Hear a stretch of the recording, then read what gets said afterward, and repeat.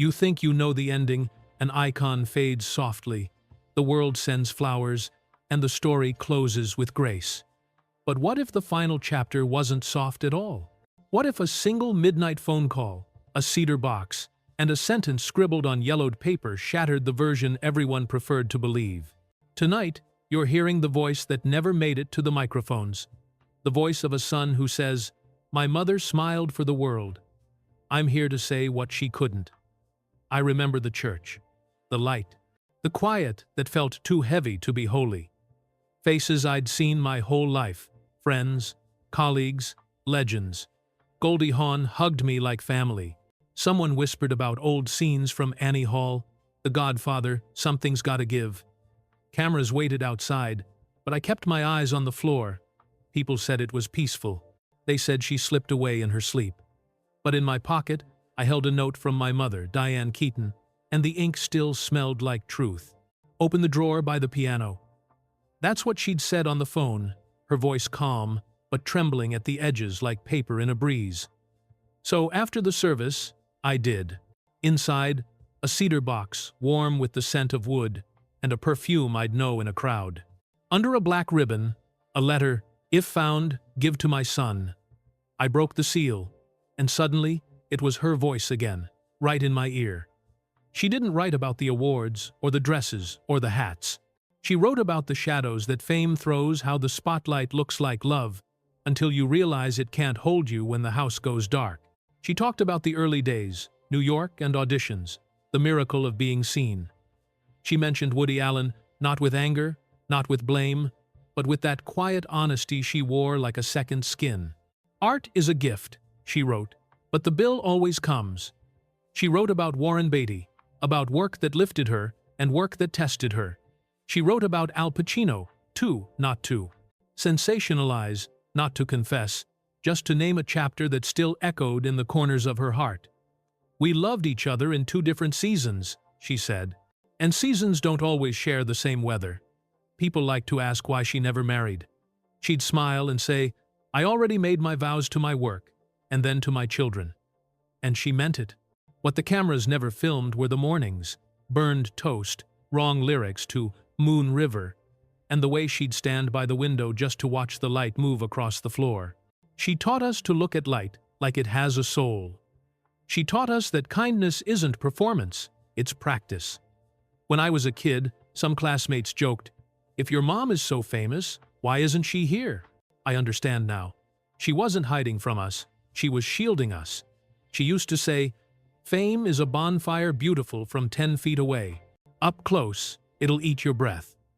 So she gave us something else to breathe. Normal days, Polaroids of nothing special, the magic of errands and inside jokes. She refused to let our home become a museum before its time. As the years gathered, she became quieter. Not bitter, never bitter, but honest, in a way you only get after your heart has climbed a few mountains and sat down for a while at the top. When people asked about aging, she'd shrug. "It's a gift," she'd say, "but it's also a mirror."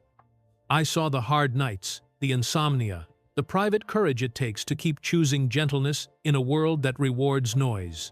And I saw how deeply she loved her work, how a script could light her face the way a sunrise lights a city. The letter didn't blame anyone, it didn't hunt for villains. It just told the truth. Public love and private loneliness can live in the same house. She wrote, "The brighter the lights, the darker the dressing rooms."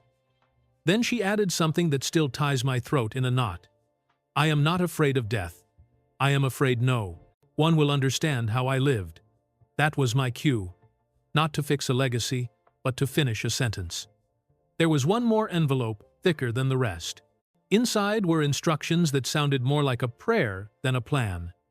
"Keep the house. Fill it with conversation.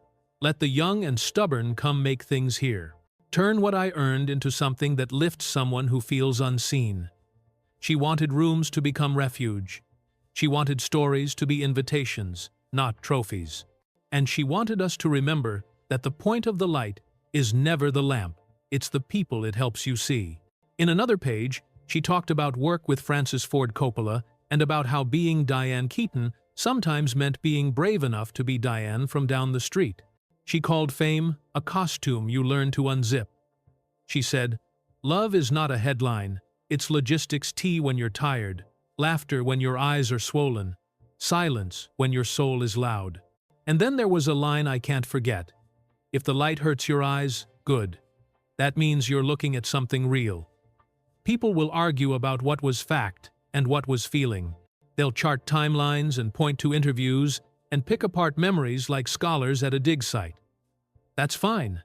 They can keep the artifacts. I'll keep the warmth. Because what made Diane Keaton extraordinary wasn't a statue or a poster or a pull quote. It was the simple, stubborn way she kept choosing generosity.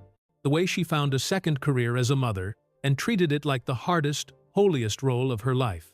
The way she wasn't embarrassed to say, "I am still learning." I'm not here to rewrite anyone's history. Not Woody Allen, not Warren Beatty, not Al Pacino. I'm just here to read the part my mother couldn't bring herself to read out loud.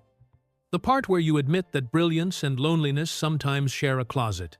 The part where you say, the job of a lifetime is learning how to love without turning someone into a stage. So, after the flowers, after the speeches, after the last polite hug, what happened next? I went home, I opened the window. I took her old Polaroid and snapped a picture of an empty room with a square of light on the carpet.